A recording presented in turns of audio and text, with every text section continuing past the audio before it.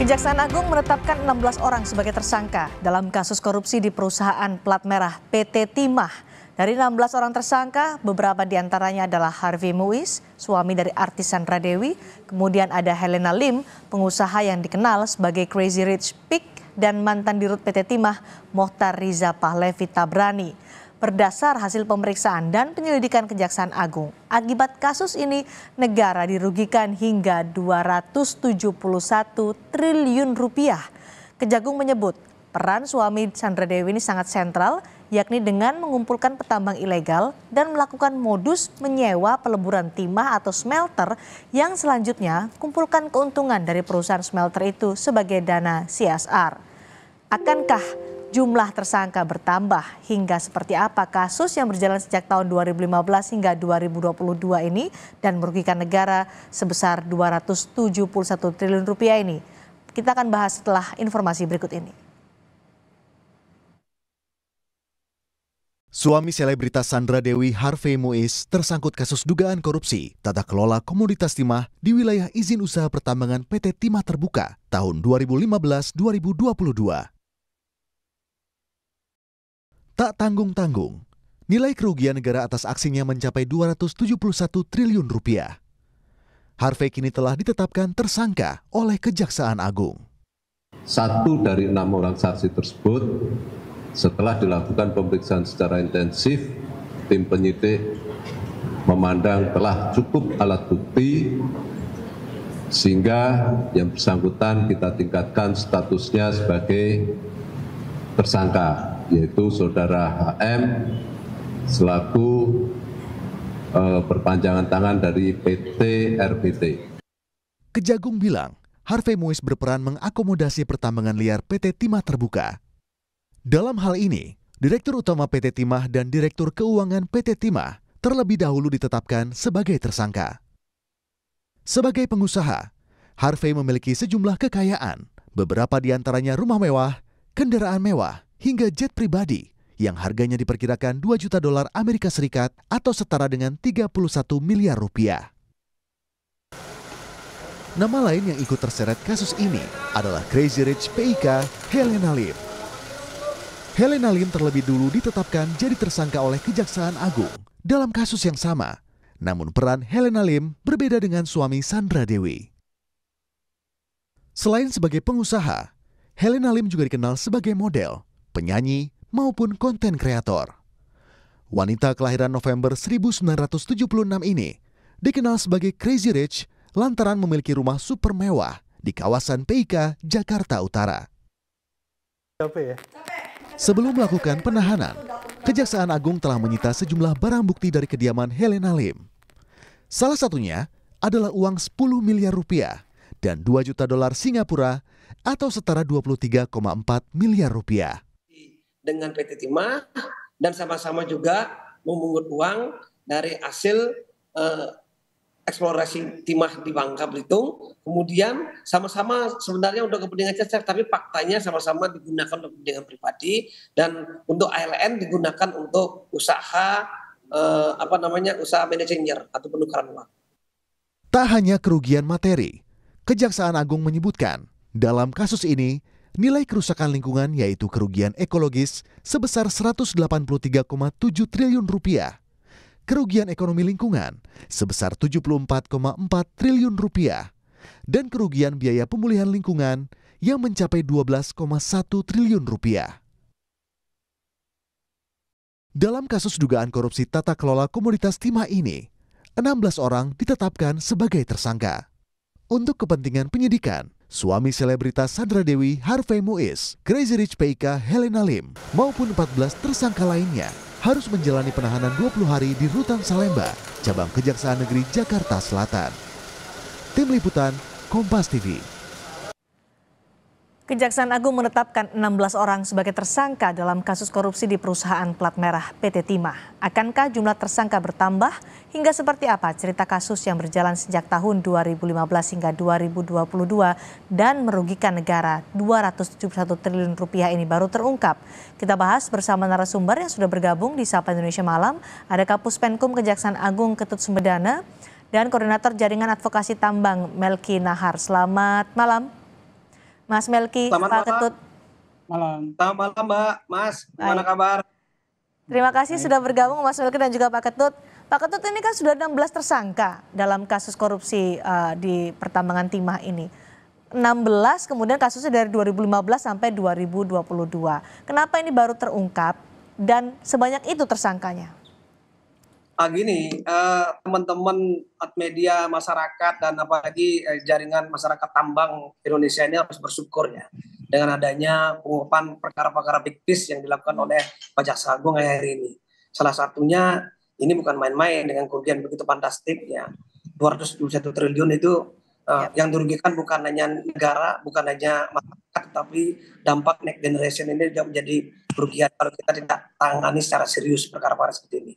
Ini kenapa baru terungkap? Bukan karena baru terungkapnya, tetapi keberanian pimpinan seorang Istri Burhanuddin, Jaksa Agung Republik Indonesia, berani mengungkap kasus-kasus kakap, big-fish, yang notabene berdampak luas kepada tidak hanya tambang timah, tapi juga emas, tapi juga batu bara, tapi juga nikel, dan kasus-kasus lainnya seperti Jiwasraya, Asabri, dan Garuda, kita sudah sidangkan semuanya dan semuanya terbukti bersalah seperti itu, Pak. Oke, baik, 16 orang terbukti bersalah kalau dari versi Kejaksaan Agung. Mas Melki, gimana Jatam melihat kasus ini yang kemudian diungkap oleh Kejaksaan Agung? Apakah juga bertanya-tanya kenapa baru terungkap? Ya, jadi pertama tentu saja kami mengapresiasi begitu ya langkah teman-teman di Kejaksaan Agung yang tampaknya memang sangat serius dalam membongkar praktik korupsi pertambangan timah di Bangka Belitung begitu ya. Meskipun sebetulnya di Jatam itu kita ada beberapa catatan yang mestinya menjadi perhatian teman-teman di Kejaksaan Agung begitu ya. Satu misalnya terkait dengan aduan kurang lebih sekitar 27 perusahaan pemilik smelter 2019 lalu begitu ya. Di mana aparat kepolisian melakukan penertiban karena dianggap melakukan operasi secara ilegal begitu ya. Dan menariknya dalam konteks itu kita tentu saja support teman-teman di kepolisian.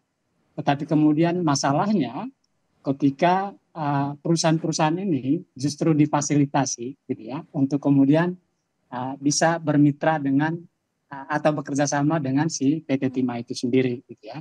Kan PT Timah waktu itu kan kurang lebih membuat 5 perusahaan sebagai mitra kan untuk bekerjasama dengan perusahaan-perusahaan ini. Baik. Artinya proses penegakan hukumnya ada kecenderungan bias kepentingan di sini, gitu ya.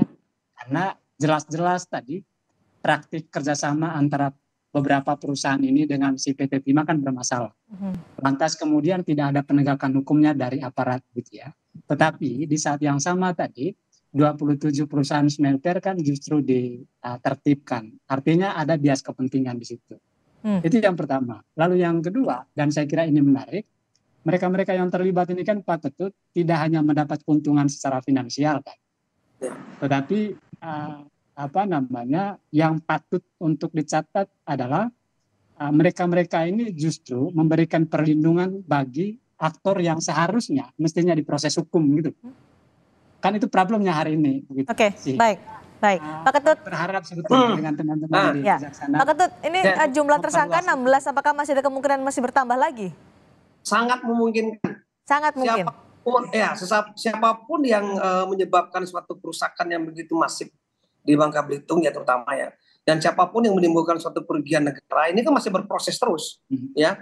Ini tiba-tiba kita tetapkan satu kan berproses terus karena tenaga juga kita tidak terlalu banyak ya. Artinya Mas Melki jangan khawatir gitu loh ya. Jangan khawatir, jangan praduga dulu ya. Kita tetap bekerja sebagaimana harapan masyarakat dan harapan teman-teman NGO dan media tentunya. Ini terus akan berkembang terus dan tidak mungkin orang yang paling bertanggung jawab tidak akan terjerat di kasus ini. Karena kerugian yang begitu besar, dampak yang begitu luas, dan Pak Jaksa Agung mengingatkan jangan sampai upaya-upaya penindakan saja yang ditonjolkan, tapi juga upaya-upaya tata kelola ke depannya yang dikembangkan, terus upaya-upaya pencegahan dan termasuk juga rehabilitasi lingkungan ini yang paling terpenting, sehingga kita dalam menghitung kerugian negara tidak saja kerugian negara ansih tetapi juga dampak terhadap tindakan korupsi ini, seperti itu. Kan ada 2 orang yang kemudian menjadi perhatian publik ditetapkan sebagai tersangka. Yang pertama adalah Harvey Muiz, kemudian ada Helena Lim. Apakah nanti dalam kemungkinan bertambahnya tersangka ini akankah juga melibatkan pesohor, Pak Ketut?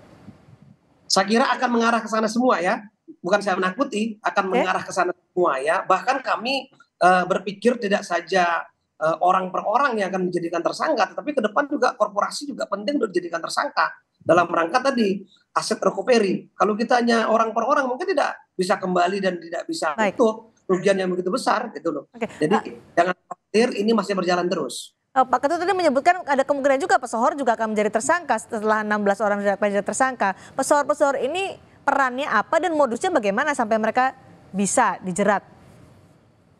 Untuk sementara kita harus mendudukkan perkara ini secara konstruksi yuridis ya. Orang-orang yang memang berada di dalam lingkaran itu. Tapi ke depan mungkin kita kalau menjerat orang-orang yang lain seperti tindak pidana TPPU, pasal 3, 4, dan 5 seperti itu ya. Tidak menutup kemungkinan orang yang menikmati tanpa harus melakukan satu tindak pidana secara langsung terhadap perusahaan lingkungan ini bisa terjerat. Misalnya menerima gratifikasi begitu? Ya bisa termasuk semuanya. Tadi bukannya gratifikasi, kena suap, mendapatkan dampaknya, menikmati hasilnya, itu juga termasuk orang-orang yang kategori terdepan juga patut dipertimbangkan untuk dijadikan tersangka. Baik, Mas Melki, Jatah bisa memperkirakan siapa-siapa saja nanti yang kemungkinan bisa terjerat dalam kasus ini, ditetapkan jadi tersangka? Iya, setuju sekali dengan Pak Ketut tadi. Ada satu yang menarik Mbak sebetulnya yang disampaikan Pak Ketut. Soal bagaimana mendorong kejahatan korporasinya itu yang justru dikejar begitu ya. Nah ini menarik karena dalam catatan kita, tren Indonesia ini kan jarang Pak Ketut gitu ya. Kita lebih banyak menyasar aktor individu begitu ya. Dan terlihat aneh memang karena dalam konteks tertentu kan kita seringkali menyasar mereka-mereka yang barangkali secara power kurang begitu ya. Jarang sekali menyentuh aktor penting dari pelaku tindak pidana korupsi itu sendiri. Tapi ada catatan penting sebetulnya Pak Ketut. Dan mudah-mudahan ini juga sudah dipelajari oleh teman-teman di Kejaksaan Agung. Ketika dalam konteks yang sama soal kerugian lingkungan yang fantastis nilainya tadi, kita mesti belajar dari kasus Nur Alam ya. Ketika nilai kerugian itu kan itu tidak diakomodir justru oleh hakim begitu ya. Karena itu tidak dianggap sebagai bagian dari apa yang seharusnya ditanggung. Saya ngerti. Jadi saya kira mesti lebih hati-hati di situ gitu ya. Tidak mudah ya untuk bisa mengungkap keterlibatan korporasi dalam kasus ini. Persis. Karena sudah ada 2 kasus sebelumnya kan, termasuk PT Duta Palma Group milik Surya Darmadi itu kan. Apalagi Pak Ketut, dan ini menarik saya kira. Teman-teman Kejagung ini kan sedang berhadapan dengan satu korporasi yang saya kira ini pengaruhnya luar biasa. Mereka-mereka yang bermain pun juga punya pengaruh politik yang luar biasa kan. Sehingga memproses kasus ini memang selain butuh dukungan publik, maka butuh transparansi juga Pak Ketut. Sehingga itu bisa ikut memantau, bisa ikut Baik, Pak Ketut silakan tanggapannya. Tanggapannya begini, bahwa masyarakat, publik dan teman-teman NGO harus mendukung kami sepenuhnya. Dan jangan khawatir, kita sudah terbiasa mengenai kasus-kasus korporasi seperti Jiwasraya dan Akabri. Itu tersangkanya pernah kita jerat sampai korporasinya dan negara mendapatkan keuntungan, bukan keuntungan dalam tanda kutip ya, dari korporasi yang kita ajukan mereka dikenakan denda 100 miliar semuanya, satu korporasi. Dan kita ajukan 21 korporasi semua terbukti. Kemudian memang betul pernah kita mengajukan unsur perekonomian negara di kasus Surya Dharma ya, itu betul sekali. Tetapi jangan lupa kita belum mengajukan korporasinya sebagai tersangka dalam perkara ini. Sehingga belum juga kita mengajukan TPPU-nya. Ini masih panjang. Jadi jaksa sangat banyak berarti Pak, ini akan ditelusuri juga soal pencucian uangnya. Jadi Mbak, Mas Meli, kita punya strategi banyak untuk menjerat seseorang. Jadi jangan usah khawatir. Kalau ini lepas kita tambahkan 1, kalau ini lepas kita tambahin lagi yang lain. Jadi kita punya strategi. Maka dari itu saya minta kepada publik, kepada media dan teman-teman NGO dukung kita, ya support kita, ya tunggu semua agar kita bisa menuntaskan dengan baik. Baik, Pak Ketut, dalam kasus ini apakah akan dilakukan Asset Recovery Act atau menyita aset para tersangka?